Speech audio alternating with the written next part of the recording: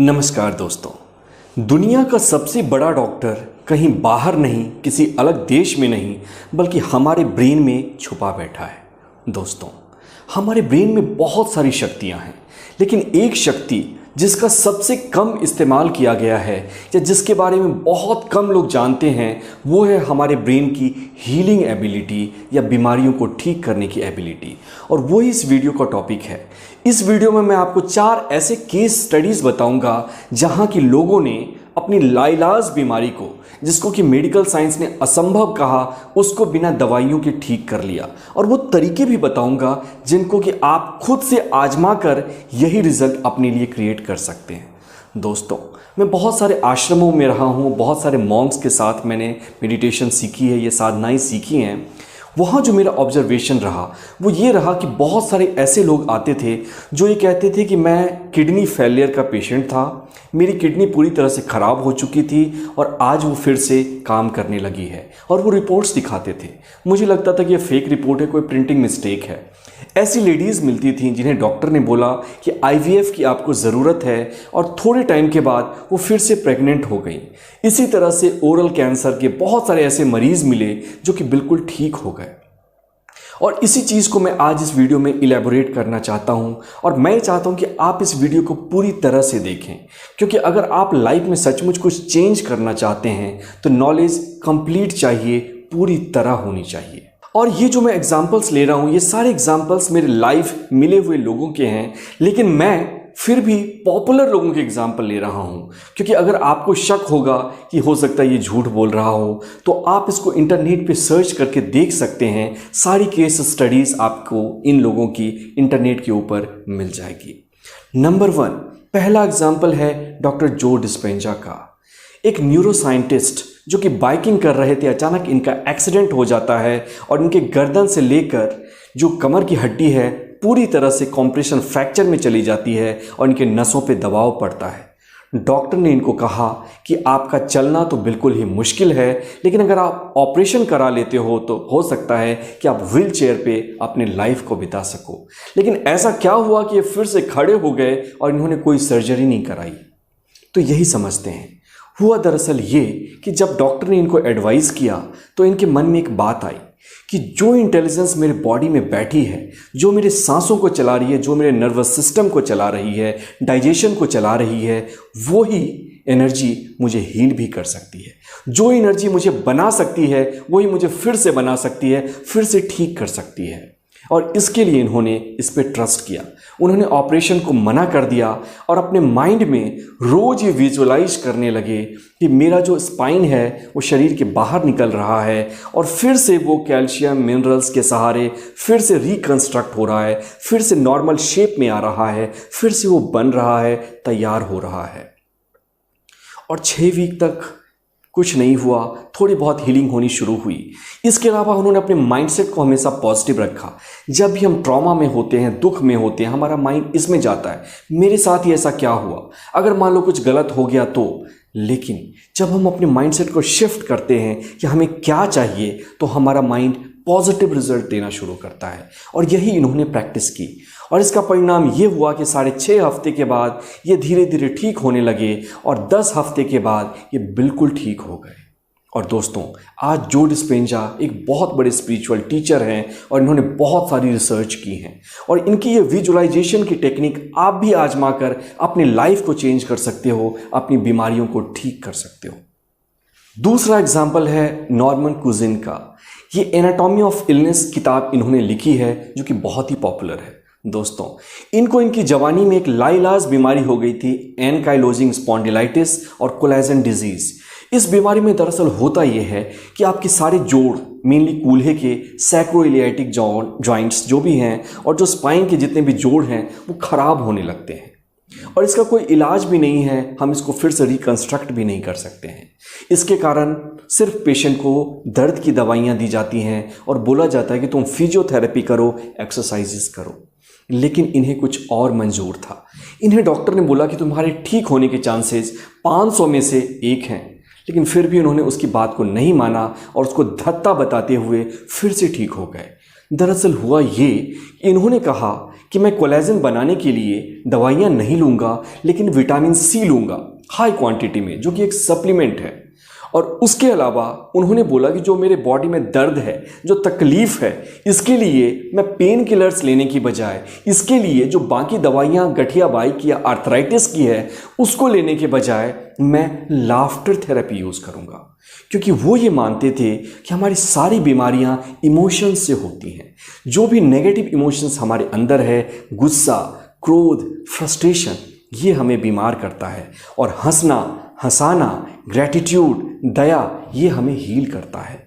तो हमें एक इमोशन से दूसरे इमोशन में शिफ्ट करना आना चाहिए। और इन्होंने इसके लिए लाफ्टर थेरेपी का सहारा लिया।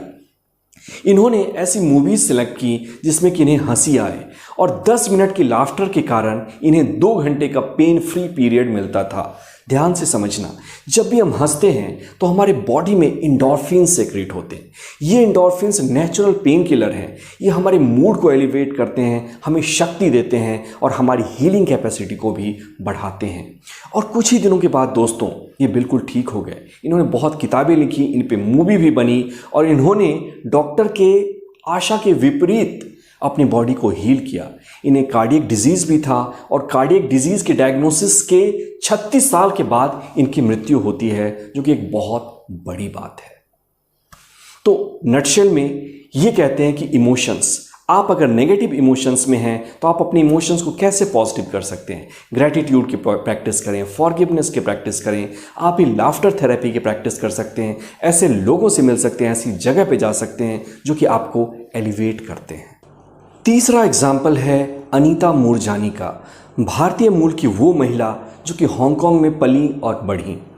इनको कैंसर हो जाता है, लिम्फोमा, और बड़े बड़े ट्यूमर्स इनके गर्दन में, आर्मपिट्स में, चेस्ट में हो गए। और ये कैंसर, इसके लिए इन्होंने कोई भी कॉन्वेंशनल थेरेपी नहीं ली, कीमोथेरेपी नहीं ली, डॉक्टर की रेडियोथेरेपी नहीं ली, बल्कि इन्होंने नेचुरोपैथी पे ट्रस्ट किया। इनके डॉक्टर ने इनको बताया कि स्थिति भयावह हो सकती है, और यही हुआ। इनका कैंसर पूरे शरीर में फैल गया, और डॉक्टर ने बोला कि अब आप उस स्टेज पे हो जहाँ से कि वापस आना मुश्किल है। लेकिन फिर भी कुछ ऐसा हुआ जो कि चमत्कार है, और इसी के कारण हम इसको डिस्कस कर सकते हैं। ध्यान से समझिएगा दोस्तों, जब इनको कैंसर हुआ, मेटास्टेसिस हो गई, उसके बाद ये कोमा में चली जाती हैं, और कोमा में 30 घंटे रहने के बाद ये वापस आईं, और वापस आईं तो 4 दिनों में इनका कैंसर जो था वो 70% उसका साइज श्रिंक कर गया, और 5 हफ्ते में बिल्कुल पूरी तरह से फिट हो गई, और नॉर्मल दिनचर्या को इन्होंने एक्सेप्ट कर लिया। उसका रीज़न ये था कि इन्होंने नियर डेथ एक्सपीरियंस उसको अचीव किया, और वहाँ पे वो अपने पूर्वज से मिली, और इनके पूर्वज ने इनको बताया कि तुम्हारा टाइम अभी ओवर नहीं हुआ है, तुम्हें धरती पे जाना चाहिए और लोगों को बताना चाहिए कि तुम्हारा जन्म कई बार पहले भी हो चुका है। और हम सब के लिए यही सत्य है। हम सब के अंदर एक इनर कंपास बैठा है, इनर गाइड बैठा है, जो कि हमें गाइड करता रहता है, और वो इतना बड़ा हीलर है कि किसी भी बीमारी को भी ठीक कर सकता है। इसके अलावा हम मल्टी डायमेंशनल बीइंग है, हजारों डायमेंशन में हमारी उपलब्धियां हैं। हमारा उद्देश्य नफरत बांटना नहीं, खुद के लिए जीना नहीं, बल्कि हमारा उद्देश्य लोगों के लिए जीना है, और प्रेम, यही हमारे जीवन का एकमात्र लक्ष्य हो। और जब ये आई इस नॉलेज को लेकर, तो ये नॉलेज इतनी पावरफुल थी, ये सोल की टीचिंग इतनी मजबूत थी कि इसने इनको हील करना शुरू किया। और दोस्तों, जब आप लव की टीचिंग को अपनाएंगे, आप जब देखेंगे कि आप अपने बियॉन्ड लोगों के लिए क्या कर सकते हैं, तो आप अपने अंदर की भी हीलिंग पोटेंशियल को, अपने अंदर के डॉक्टर को जगा रहे होंगे, अवेकन कर रहे होंगे, जैसा कि इन्होंने किया। इसके अलावा जब आप सोल की नॉलेज लेते हैं, आप ये जानते हैं कि आप सिर्फ शरीर नहीं हैं जो कि मरने के बाद खत्म हो जाएगा, बल्कि वो आत्मा है जो कि अजर है, कभी बूढ़ी नहीं होती, कभी मरती नहीं, हजारों बार आपका जन्म हो चुका है और हजारों बार आप जन्म लेंगे। तो ये आपके सारे डर को मिटा देता है, सारी घबराहट को मिटा देता है, सारी चिंता को मिटा देता है। अगले पॉइंट को बताने से पहले दोस्तों, मैं चाहूँगा कि मैं इंस्टाग्राम पे लाइव आना शुरू कर चुका हूँ, जहाँ कि मैं एक्सपर्ट्स को भी लाता हूँ और लाइव मेडिटेशन कराता हूँ और आपके क्वेश्चंस के आंसर देता हूँ। अगर आप मुझसे जुड़ना चाहते हैं तो आप इंस्टाग्राम पे जाकर मुझे फॉलो कर सकते हैं अभी के अभी।